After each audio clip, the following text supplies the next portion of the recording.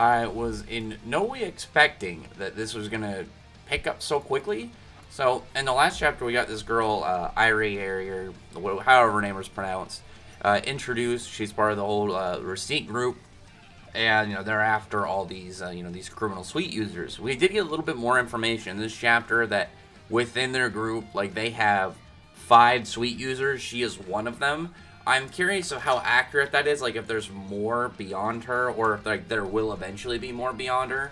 Just because it means that there's room to expand like the antagonist list, because 5 is still pretty hefty of like powerful people on this one side, because it's not like this is the only antagonistic group of the main character. We don't know any of the actual bad guy groups yet. As far as we know, Receipt, they have their own thing going on with stopping the suite users, but like outside of Sumugi, we don't know if any of them are really good, other than the 5 within like Receipt. I assume that they're at least good enough that they're part of this, I want to say, like public defense kind of like organization essentially. And it still gives like a lot of room to like expand on, because like that's only 5 out of like the 100. And one of the things that is very true about the series is like with their powers setup, it was all done artificially. It's not like some like singular event that happened and people got powers, or some kind of chosen one thing. It's just like some guy made these made this weird kind of candy like superpower giving thing. So whoever made it, as long as they're alive, they can still make more and still make more people. And like I said, we haven't seen any of the bad guy groups yet. The only thing I would say is like 100 seems limiting for the most part, but anyone who's read or watched Zatch Bell or Gash Bell, if you go by the Japanese one, 100 Momoto, 100 demons can get you a long way. So you can do something similar with the with the suite users. So we'll see exactly how that's gonna fare.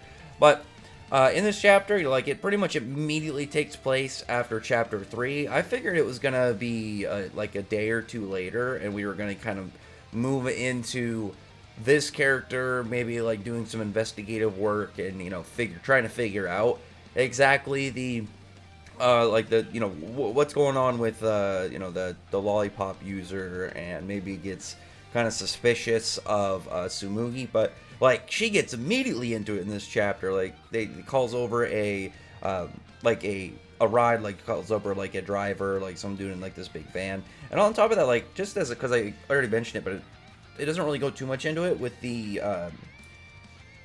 other members of the group. And actually, it's funny because I looked at her ice cream when like in the last chapter, or this chapter, and for my thumbnails I edited to make it more like blue.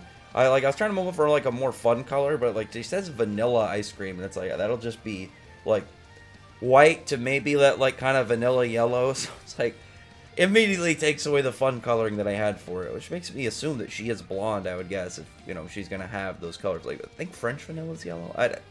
Either way, not important. It shows the other the other 4 suite users that is in Receipt. You have like this other girl, and she's got like this one power around her. I no idea what exactly it is. The other 2 like behind Eerie, it's like in the backpack, they look cool. We got this really big looking character and this guy with like this striped outfit and what looks like a scarf or a turtleneck or something. Looks cool. But the one to her right, it's in the left of the panel, but obviously to her right, it's like a guy in a suit of armor with like a shield and a sword or something. So it's like we're gonna have a knight. I'm so confused with that one, but it's like that guy could be really cool if he's not like a gag character or like fodder. I don't think so, because like we know that these guys are on like a high level within their group. Within like Receipt, there's only, as far as we know, 5 of these 3-star users, because I would assume that the 5 of them are on the same level. Maybe some of them are higher level than the 3-star, because we only know 1, 2, and 3.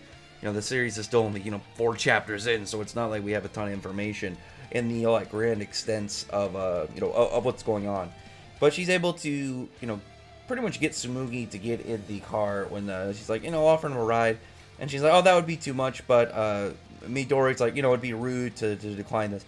man, you should have just said that you were busy or doing something, or try to figure out some like good excuse, because she just kind of goes with. I would have just been like, oh no, I gotta go meet somebody somewhere. I gotta go pick something up, or something, or you maybe just say that you don't get in cars with like people you don't know. Like there was a lot of stuff that you could have done, but she ended up going with them, and it makes for like a pretty funny couple scenes when they pass by like the area that goes to her house, and Midori's like, oh, they're gonna drop me off first. They're gonna drop off the senpai first. I was trying to remember the different like wording, and because it's just like your senior, but I don't know. It's not as funny when he does it, because like he's just trying to like be a little cocky, and when they pass like where he was going, like back to headquarters, she just immediately like kind of makes fun of him in response. You think the same thing. I like their back and forth, and I like that Tsumugi is like, she can be a little bit of a troll, and I mentioned that in the last chapter review too. I like that about her character. Like, I would have suspected with like a cute female character for the main character, they would have like probably tried to make her a little bit more kind of like fun, nice. But like she's clearly a nice character. She's clearly nice to people, and she has like she's got like at her core like a good heart, but she's fully willing to be petty if it means either getting back at somebody or if it means just like messing with someone. I like that about her. But they end up going into like the area that is like where all the ruined parts of Tokyo are, and she tells the driver to go, pretty much just to drive off. And at that point, she just confronts Tsumugi and is aware of she's the lollipop user, not the one that destroyed Tokyo, but the one that took out the macaron guy, because like she says that the macaron guy, it was somebody that Midori can defeat. It was not somebody that like level or 1-star people can defeat. And the macaron dude said that he was beaten by a girl. So you were there, and she's just able to connect the dots. I like that she has like this weird duality of being almost dumb, but also smart. Like she has like this. It's like she's smart, but it's just that she's so airheaded, and she's so like again like so quick to get confused and quick to just completely lose topic, that it just balances her out and makes her almost seem dumb. But she doesn't actually come off like, she comes off as dumb, but she clearly isn't actually dumb. But after that, she goes to use her ability, and she just starts freezing like this whole highway, this whole overpass, and just starts throwing ice cream all over the place, just completely chilling out the zone. And that's when Midori grabs Tsumugi, jumps off the edge, and he's able to kind of like stop them mid-fall by like driving his fork into like the side of the of like one of the concrete pillars. Again, I'm wondering what the ranking system for them are like. Like, is there a way that he would ever get anything more than just like one of these forks? Because we saw that there was like a spoon, there was like a knife, but it's like, if they're not giving any enhanced abilities, they're just big weapons. And I like, if he's gonna be the lead male, assuming that the series survives the axe, within the next like 10, 11, 12 chapters or whatever, then he's going to have to get something more.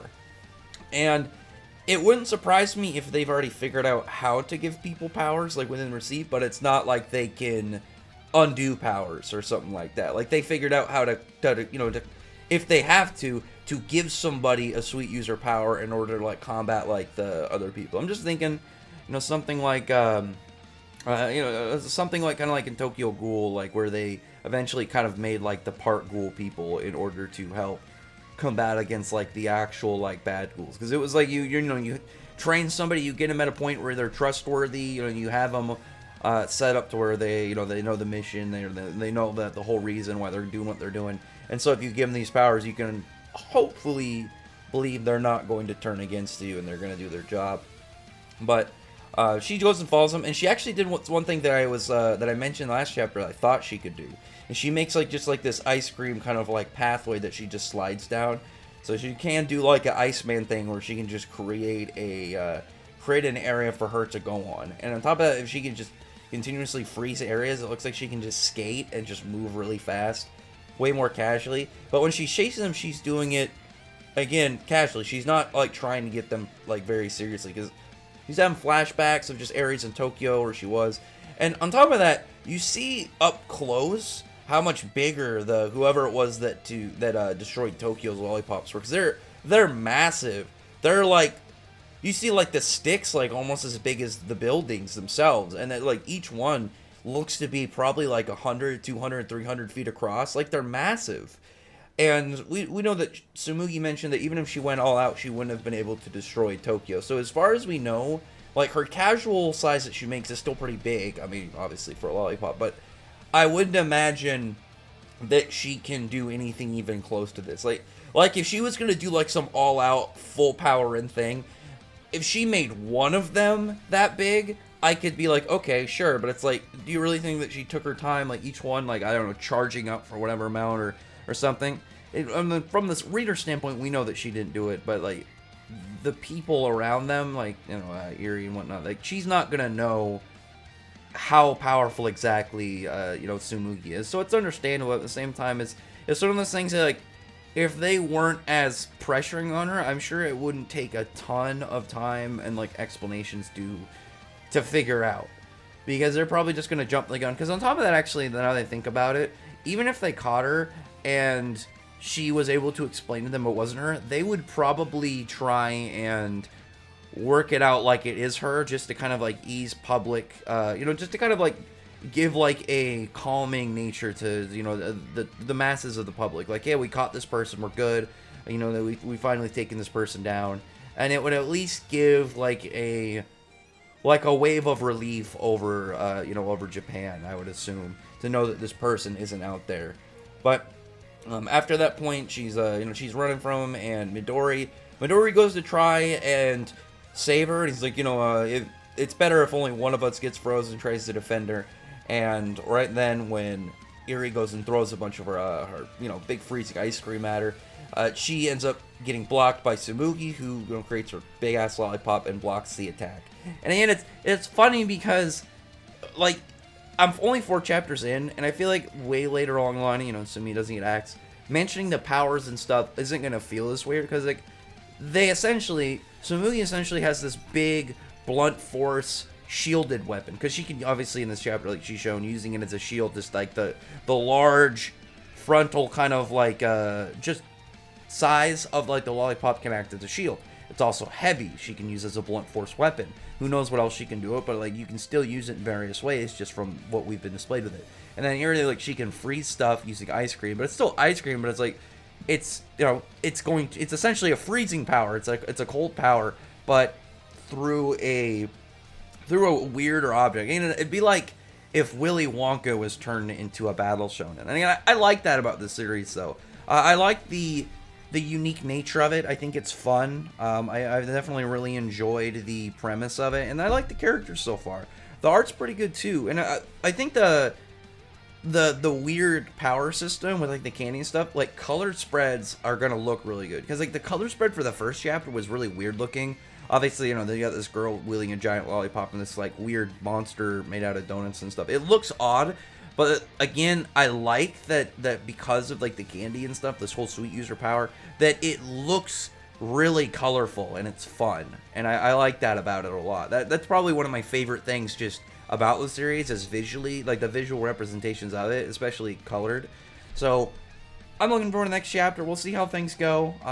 It's going to be really odd of how she's going to convince Eri of like how to keep her secret and do things after this, because I figured it was going to be one of those reoccurring things of her like almost catching them kind of thing, but it's like, you don't have to do that, but at the same time it's like I wonder just so much how they're going to prevent her from from her just turning her in, or are they going to like convince her to like maybe keep her almost on like a trial secret of like, let me prove it to you kind of thing.